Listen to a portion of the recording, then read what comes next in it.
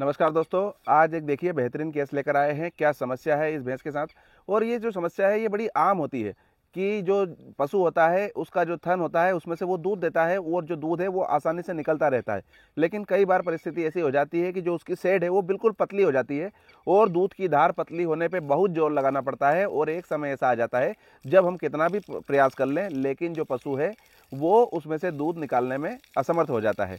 तो इस भैंस के साथ भी ऐसा ही हुआ है। आप देखिए जरा कि ये 4 थन है और इसमें से ये एक थन जो है इसमें देखिए आप, ये अलग से मोटा दिख रहा है। इसका मतलब है कि इसी में से दूध नहीं निकल रहा है। ये वाला थन है ना, ठीक है। आज दूध इसमें से सुबह बिल्कुल थोड़ा बहुत निकला कि बिल्कुल निकला दूध, तो पर बहुत मुश्किल से निकलता है। इसका आज समस्या जो वर्तमान में है वो ऐसी है कि इसका दूध जो है वो निकलता तो है लेकिन बहुत पतली सेट्स के साथ निकलता है। इन्होंने किसी के द्वारा उसमें सली डलवाई थी लेकिन उसके बावजूद भी इस थन में और सूजन आ गई थी, है ना। तो एक ये ध्यान रखें जरूर भी कि जब भी थन का मामला हो अनावश्यक उसमें बहुत ज़्यादा छेड़ाखानी ना की जाए। उसका सटीक ऑपरेशन होता है, उसका हल उसी तरह से निकालना चाहिए। उसने सली जैसे ही डाली तो उस दिन दूध तो निकला लेकिन उस थन के ऊपर और ज़्यादा सूजन आ चुकी थी।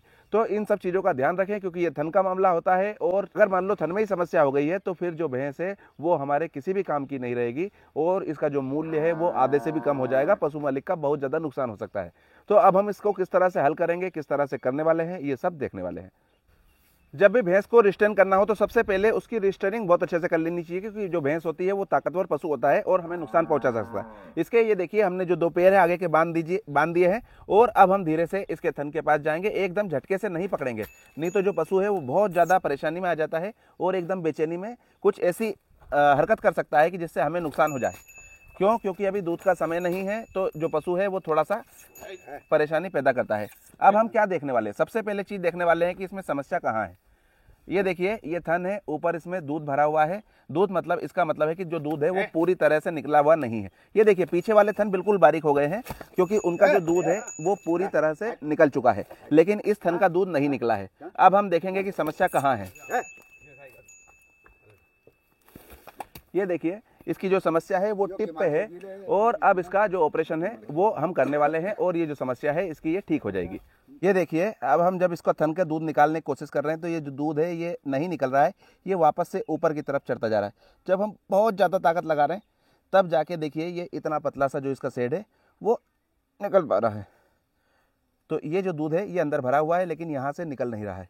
तो सबसे पहले ये देखिए 11 नंबर की ब्लेड होती है और इसका प्रयोग इसमें धीरे से किया जाएगा। एक प्लस का इंसिजन लगाया जाता है और फिर उसके बाद धीरे से करना चाहिए। ये जो ऑपरेशन होता है ये बहुत ज़्यादा सेंसिटिव होता है इसलिए इसमें बहुत ज़्यादा ध्यान रखने की ज़रूरत होती है।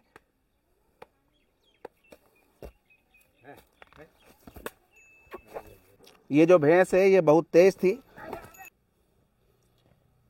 ये देखिए इसमें हम जो मसूरी बन जाती है उसको धीरे धीरे करके निकाल रहे और इसके बाद फिर ये बड़ा शांति का काम है। इसमें घबराहट बिल्कुल नहीं होनी चाहिए। अगर हमने मसूरी से ज़्यादा अगर इसका टिश्यू काट दिया तो ये थन हमेशा के लिए खराब हो जाएगा और इसमें से बहुत सारा खून निकलता है फिर।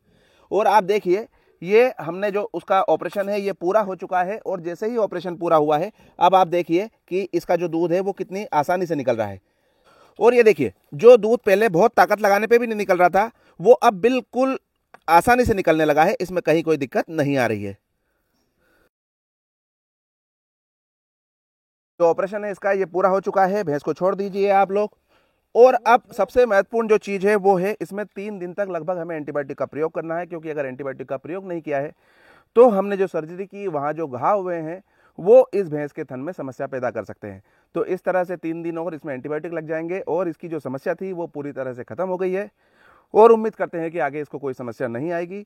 वीडियो अगर जानकारी पसंद आ रही हो तो वीडियो को लाइक कीजिए, चैनल को सब्सक्राइब कीजिए। बहुत बहुत धन्यवाद।